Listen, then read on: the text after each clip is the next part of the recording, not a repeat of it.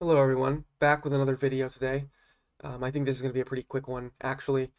I found an interesting little trick that I wanted to share with you guys, because I think that many opponents will fall for this, at least once. You have to be playing with the black pieces, and it has to be in a particular opening, which is known as the Queen's Gambit declined opening. So I'm going to go through the opening quickly, and then I will just go ahead and show you the trick. So just to recap this opening, if you don't know, it starts with d4 by white and d5, and then c4 by white. So this is the Queen's Gambit. They're offering a pawn for free, basically, and that's where the Gambit comes in. And a very common move here for black is e6. And this is known as the Queen's Gambit decline because black is not taking that free pawn. Instead, they're defending with their own pawn push here. Okay? And very common move for white, knight to c3. Getting the knight behind the pawns. And you can see here that they're attacking this d5 pawn twice. And very common reply, knight f6 for black. Again, we have two defenders here. So white could see this knight here on f6, and they could play bishop to g5, pinning this knight. And the pin comes in because if you move this knight as black, you're hanging your queen.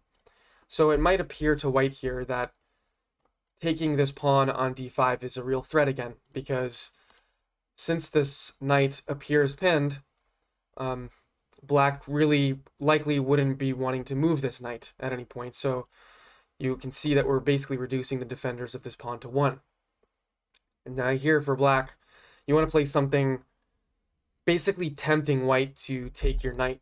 So I think a great move here is knight b to d7. You are defending this knight. You're also allowing this pawn push later on. But again, the main point here is to kind of tempt white into taking this. So let's say white sees this and says, oh, I just want a free pawn. Let me go ahead and grab that pawn here. So black's going to recapture with the pawn. And now white, seeing the pin, is going to take the pawn with their knight. So I want you guys to pause the video here and see if you can figure out the moves for black that will lead to a good position. So pause the video and think about it for a few seconds.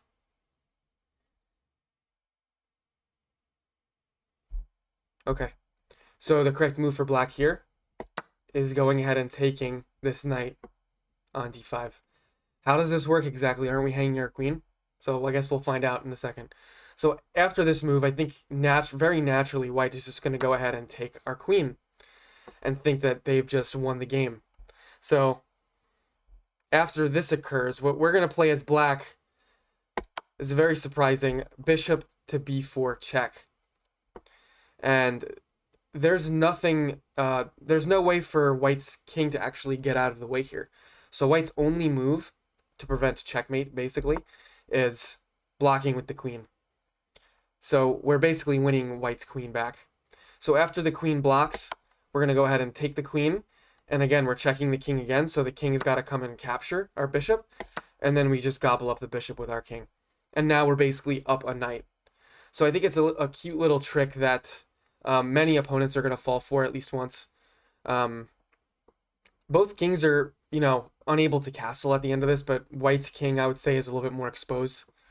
And if I was black here, I would probably play knight to one of these two squares, freeing up the bishop, or maybe immediately just bringing this rook into the game with rook e8, and we're up a piece and we're looking good. So I just wanted to share that with you guys. Hope you enjoyed it, and I'll see you next time.